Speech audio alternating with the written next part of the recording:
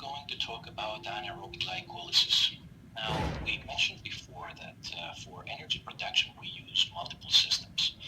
And right now, in order to transition from the immediate energy system, which is the ATP-PCR, ATP-PCR has a limited capacity to provide us with energy. So anaerobic glycolysis kicks in order for the system to continue on working, because we may have to sprint for a longer time, a greater distance. So we are coming to the point of breaking down the glucose molecule, as we can see here. Now, before either glucose or glycogen can be used to generate energy, it must first be converted to a compound called glucose-6-phosphate. And in the conversion of glycogen to glucose-6-phosphate is formed from glucose-1-phosphate without this energy expenditure, as we can see here. There is no ATP provision. However, in the form of glucose, which is the blood-borne glucose, we have to invest an ATP into the process. So once everything becomes glucose-6-phosphate, it can go down to the chemical reactions that follow. Now, glycolysis in general require about 10 to 12 enzymatic reactions for the breakdown of glycogen, which gives us pyruvic acid. Then, if still oxygen is not available, pyruvic acid will turn into lactic acid. All steps in the pathway and all of the enzymes involved here, they operate within the cell cytoplasm, which is outside the mitochondria. Now, the net gain of energy for us, because the purpose of all this is to generate ATPs, is about 3 moles of ATP formed for each mole of glycogen. Here we see the net gain starting from a muscle, from muscle glycogen, and 2 if we are using glucose.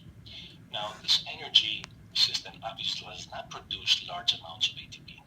Now, despite this sort of limitation, the combined actions of ATP-PCR, which we mentioned before, and this glycolytic system allow the muscles to generate more force even when the oxygen supply is limited.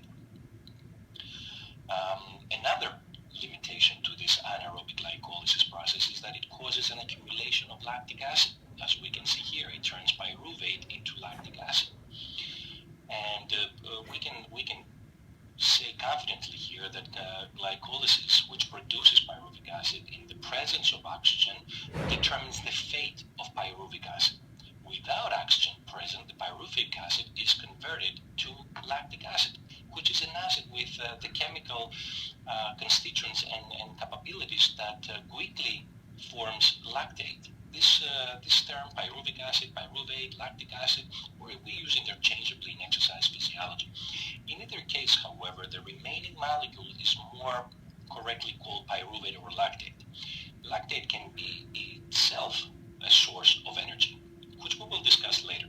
Now, in all out sprint events lasting 1 or 2 minutes, the demands on these glycolytic systems are very high, and the muscles which form lactic acid concentrations can increase from a resting value of about 1 millimole to a much more than 25 millimoles per kilogram of muscle exercised.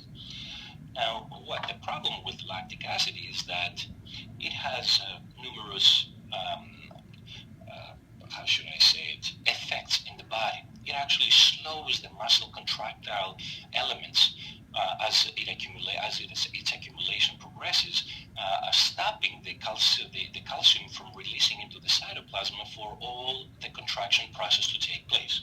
But this we will discuss later on as we are talking about fatigue and limitations due to the lactic acid system. However, what I want you to remember is that for no reason we need to consider lactic acid as a bad waste product. It's actually energy for us, and as we will see later, it will provide us with more ATP to be produced